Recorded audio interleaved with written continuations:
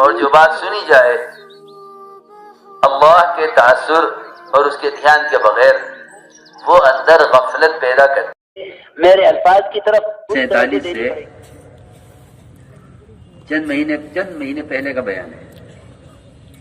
علیہ کا، سن 47 سے چند مہینے پہلے بیان میں فرما رہے مجمع سے کہ میں تم سے خدا کی قسم کھا کر کہتا ہوں، اس کا بیان، میں تم سے خدا کی قسم کھا کر کہتا ہوں اس وقت تھوڑا سا خرچہ لے کر ملک کے اندر اللہ کے راستے میں نکل جاؤ، ورنہ وہ وقت آنے والا ہے کہ سب کچھ چھوڑ کر ملک سے نکلنا پڑے گا۔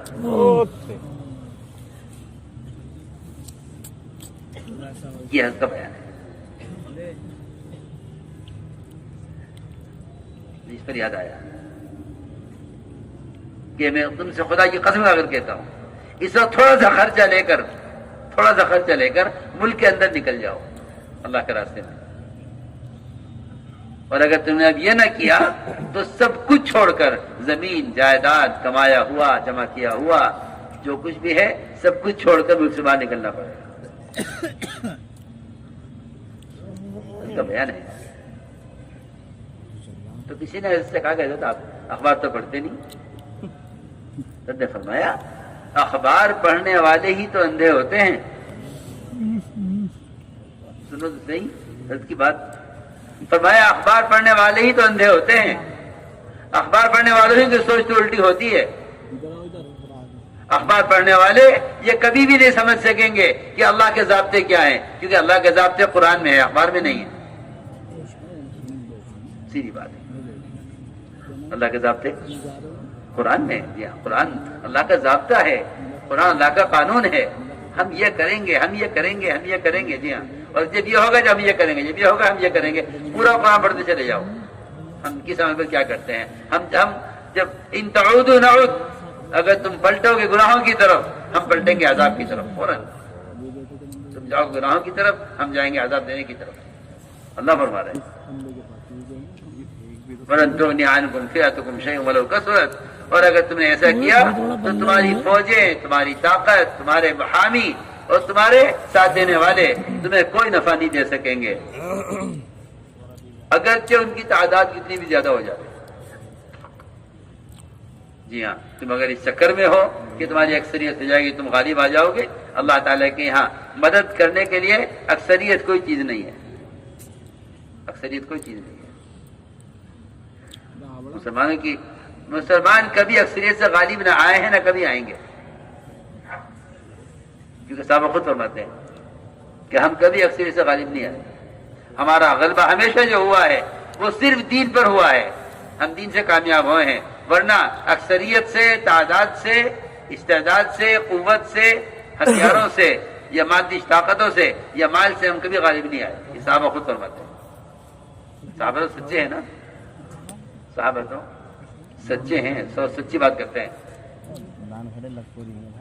تو میں نے عرض کی ہے ایک بات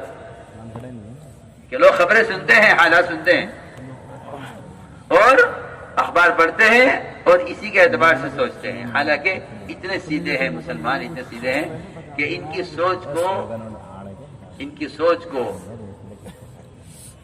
سوچ کو دشمن اپنی سوچ کے مطابق کرنے کے لیے خبریں دیتا ہے۔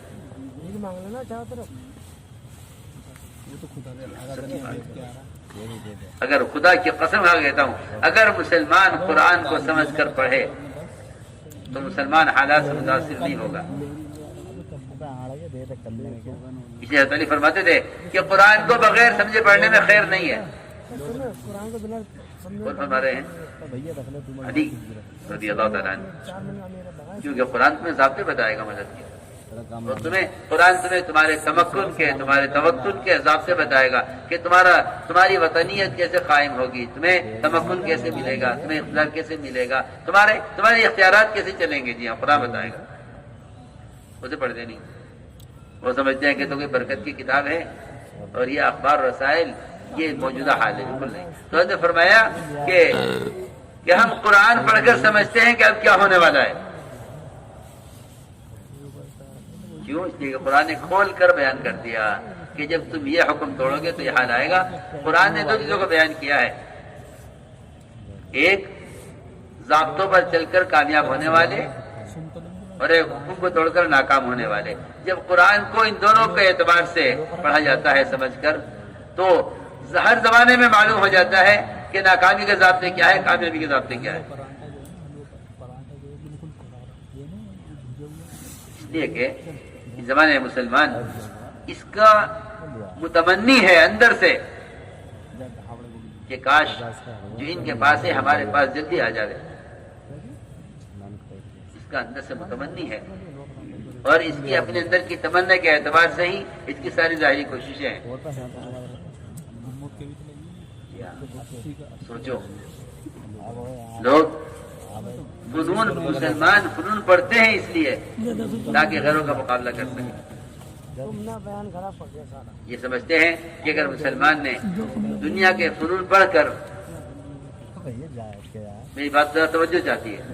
اس زمانے کا مسلمان کی سوچ ہے یہ کہ اگر مسلمان فنون پڑھ کر مادی چیزوں پر قابو پا لے، اگر مسلمان دنیا کے فنون پڑھ کر مادی چیزوں پر قابو پا لے تو پھر یہ غیروں کے مقابلے میں کامیاب ہو جائے گا۔ میری بات توجہ سے سننا ذرا، ایسا کہ کتنی دور کی سوچ ہے اور کتنی غلط سوچ ہے یہ سمجھیں گے کہ کائنات کے نقشے مدد کے ضابطے ہیں، وہ لوگ اس کوشش پہ رہیں گے کہ ہم کائنات کو پڑھیں، کائنات کو پڑھ کر کائنات کی شکلیں اختیار کریں اور پھر ان شکلوں کو اپنی حفاظت کے لیے استعمال کریں۔ میں کچھ کہنا چاہتا ہوں، اللہ کی شان، جب صحابہ کرام نے حکم پورا کیا اور غیروں کے لیے سوائے ان کی ہدایت کے اور سوائے ان کو جہنم سے بچانے کے ان کے ملک و مال کا ارادہ نہیں کیا اور صرف ان کی ہدایت کی تمنا رکھی، تو اگر کوئی رکاوٹ ان کے راستے میں پیش آئی،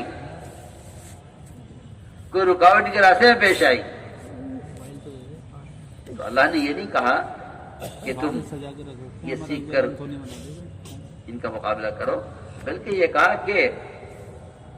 تمہیں اگر کوئی رکاوٹ پیش آ رہی ہے تو اس رکاوٹ کو ہم اس طرح دور کریں گے، اس رکاوٹ کو ہم دور کریں گے۔ درخت کی تازہ ٹہنی، درخت کی تازہ ٹہنی جو آپ جانتے ہیں کہ اس میں کتنی لچک ہوتی ہے اور وہ کتنی کمزور ہوتی ہے، صحابی نے اس درخت کی ٹہنی کو اٹھایا، ابھی ہاتھ میں آئی نہیں تھی کہ اللہ تعالیٰ نے اس کو ایک مضبوط لوہے کی تلوار بنا دیا۔ چلو، تم یہ سمجھتے ہو کہ تم ہمارے اعمال اور ضابطے اور فرائض کو چھوڑ کر مادی طاقتوں کے ذریعے مقابلہ کر لو گے اور ہمیں تحفظ کر لو گے؟ نہیں، تم ہمارے ضابطوں پر آؤ، ہم تمہیں ایسی شکلوں سے تمہیں قوت دیں گے، ایسی شکلوں سے تمہیں قوت دیں گے کہ تم خیال بھی نہیں کر سکتے کہ ایک آدمی درخت کی ٹہنی اٹھائے گا اور ابھی ٹہنی ہاتھ میں آئی نہیں، پوری طرح کہ وہ اللہ تعالیٰ نے درخت کی ٹہنی کو پکے مضبوط لوہے کی تلوار میں اپنے حکم سے منتقل کر دیا۔ یہ لو، میں عرض کرنا چاہتا تھا کہ مسلمان اس کوشش میں ہے کہ ہمارے پاس دو چیزیں آ جائیں، ایک ملک و مال اور دوسرے مادی طاقت۔ سمجھتے تھے اگر مسلمان باطل کا مقابلہ مادی طاقت سے کرے تو دونوں طرف مادہ ہے، ادھر بھی مادہ ہے، ادھر بھی مادہ ہے، ادھر بھی دنیا ہے، ادھر بھی دنیا ہے، اور دنیا کا مقابلہ ایسا ہے جیسے دو مرغوں کا مقابلہ ہو، تو جو مرغہ قوی ہوگا وہ صحیح پر غالب آ جائے گا۔ جی ہاں، نہ حق ادھر ہے نہ حق ادھر۔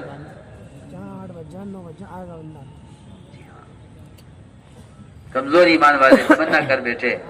یا لیتنا مثل ما اوتی قارون، کاش ہمارے پاس وہ ہوتا جو قارون کے پاس ہے۔ تمنا تو کر لی، اللہ تعالیٰ نے ان مسلمانوں کو عبرت کے لیے اور ان کو صحیح سمجھ